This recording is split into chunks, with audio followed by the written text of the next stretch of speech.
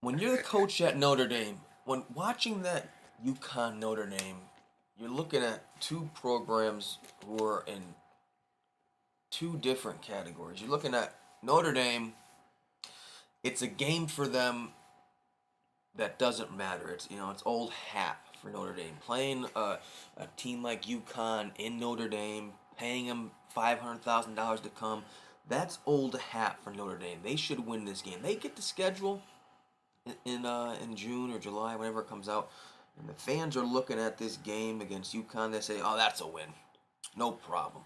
Whereas UConn, Randy Edsall's preaching to his guys.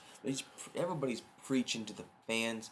This is the biggest game for them in the history of their program. They never played in a bigger venue against as good of a team as Notre Dame, a storied program. If you told Randy Edsall, if I saw Randy Edsall at Huntington High School recruiting a player for his team, and I said, "You know what, Randy? 6 years from now, you're gonna be playing at Notre Dame," he'd be like, "You know what, Mark? That's great and all, but if you One say day at so." a time. Yeah, one day You at a say time, that. he'd say.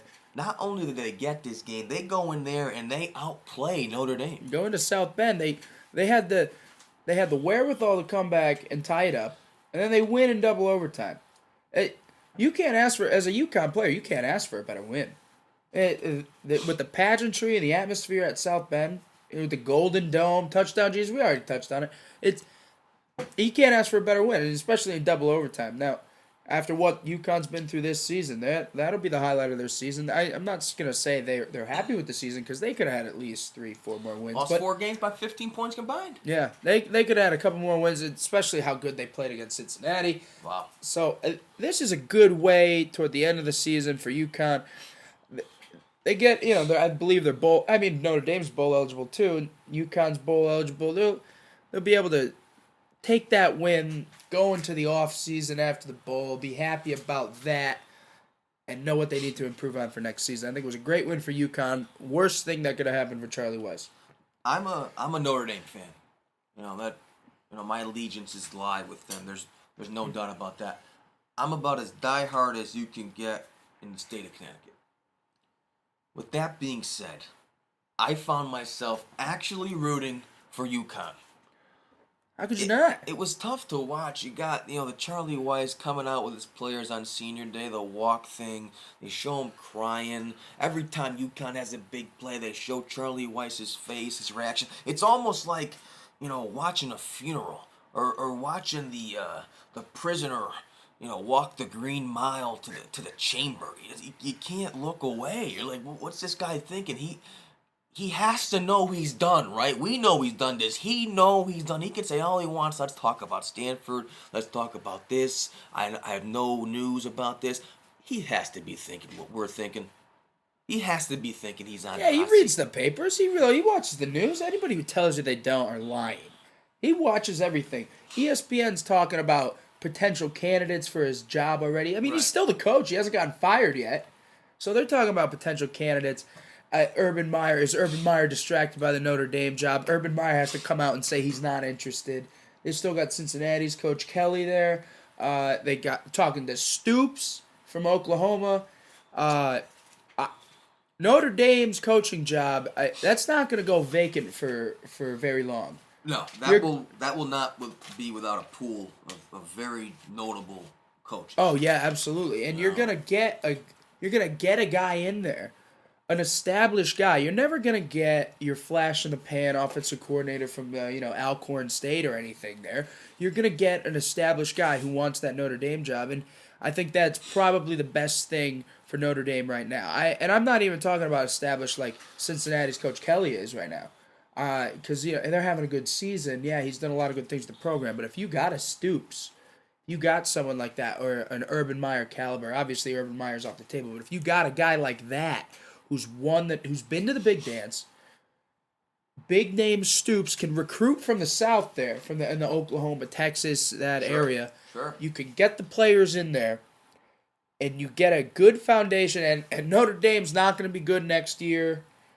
They might not be good in 2 years, but you get a good coach in at the end of the season. Clausen and Tate stay. They still got them run. There They you have a go. lot of young talent. There you Let's go. say if Clausen stays, if Tate stays, they still got Allen. And defense will be a year mature. They got a pretty good freshman linebacker there. Here's where Notre Dame is thinking right now. They're kind of iffy about the whole firing Weiss now. Now would not be the best time for Notre Dame to fire him. In the program right now, you got two outstanding juniors going on their senior year. History shows that Notre Dame players will stay for their senior year, a lot of the time. They're going to have a pretty good team next year. If they fire Weiss, now they got to bring in a new coach. He's going to want his own players. Well, let me ask you this question. If they do bring in the new coach and you have the same scenario where you had the Ty Willingham giving the reins over to Charlie Weis and he gets 10, 11 wins, you get the same situation next year. Are we looking back and saying, well, Charlie Weis should have kept him?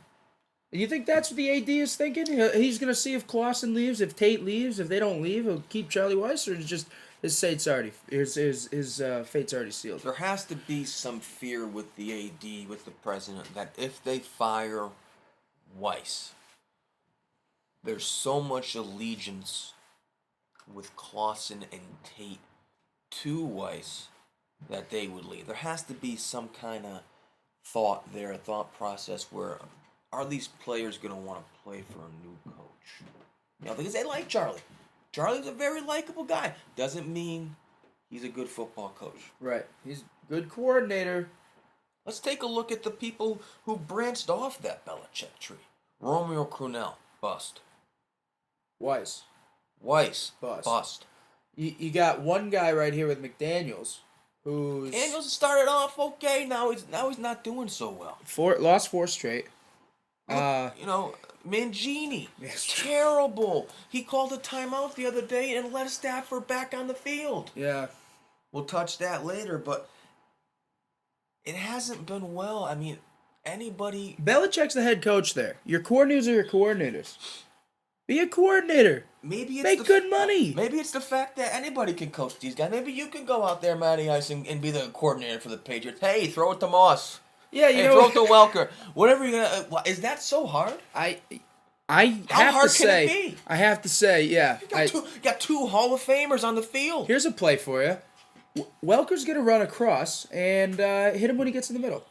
There you go. I'll call that play every time. I'm pretty sure I'll gain positive yards every time. That's the point. In the pros, if you're a good coordinator, you can be the X's and O's guys. Schemes. And these guys are going. Schemes. Randy Moss knows how to run a route. Tom Brady's not going to miss a pass. He's going to read the coverage. Jimmy Clausen may not be able to do that. Right. He might try to force that throw that Tom Brady wouldn't force. So you need the talent. Charlie, we feel for you. If you get fired here, I don't know if you take a year off. I mean, you'll get hired by anybody. Charlie, if you're listening, how about showing some emotion? Let's get fired up at these press conferences. Stop sitting in a chair. Why are you sitting down at a press conference? Everybody else is standing. Urban Meyer's standing. Hey, pretend like you care, Charlie. Pretend like you care. Show some guts. For once.